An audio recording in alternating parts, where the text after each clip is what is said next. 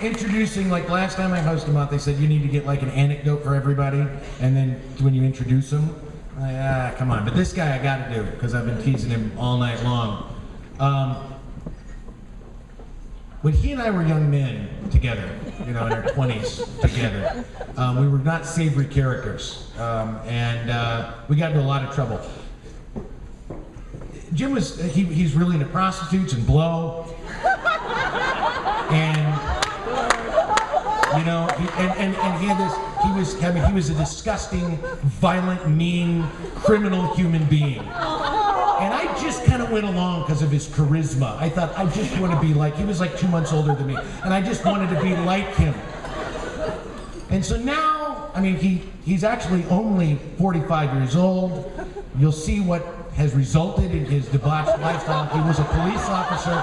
Ladies and gentlemen, Jim Paydar!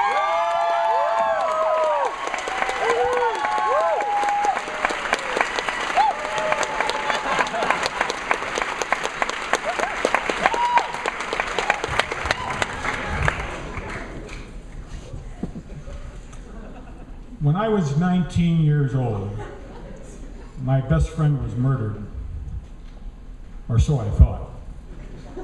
But I was the one who discovered his body, sort of. Mac and I met in high school as freshmen. We clicked instantly, we became fast friends, we bonded almost unbelievably quickly. Before the end of the first year, we'd taken a four-handed vow to one another that we would be best men at each other's wedding. It was poignant and it was ludicrous. It was poignant because it was so heartfelt and sincere. It was ludicrous because we were 14, we didn't even have girlfriends. We did everything together. Well, not everything, in case there's any wandering minds, but we were good friends. We were very good friends. One of the things we did together is we enlisted in the United States Army Reserve. Back in the day, that was the honorable way to dodge the Vietnam draft. Army Reserves has something they call 2-week annual active duty training. 2-week annual active duty training is kind of like summer camp, only with bullets and beer. We were at our third summer camp in Fort Riley, Kansas. There's no place hotter on earth than Fort Riley, Kansas in July. We had spent the day on the rifle range. It was one of the most miserable days of our lives. We headed back to the barracks, we took a quick shower, and we ducked off base to have a couple of beers, a hamburger, and a couple of more beers. Now Mac had to get back to the barracks because he had CQ duty that night. Now CQ duty was nothing heavy, it just meant that instead of sleeping in the barracks, you slept in the battalion office.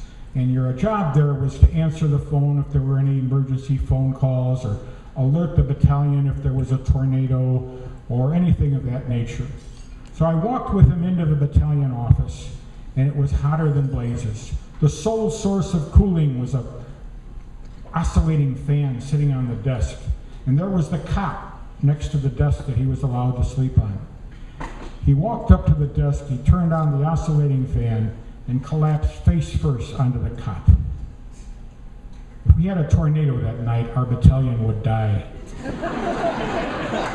But you're 19, you don't think of consequences. The next morning I awoke early and I went over to the battalion offices. It was pitch black outside. I cracked the door open. I said, "Mac, Mac." There was no response. I pushed the door open a little bit farther and turned on the lights. The place was flooded with fluorescent lights. It was suddenly bright. And I saw him lying on the cot. He was now in his boxer shorts and t-shirt, laying on his back. Hands were on his chest, and under his hands was a pool of blood about 12 inches in diameter. Kind of a defensive pose. I knew for sure he was dead.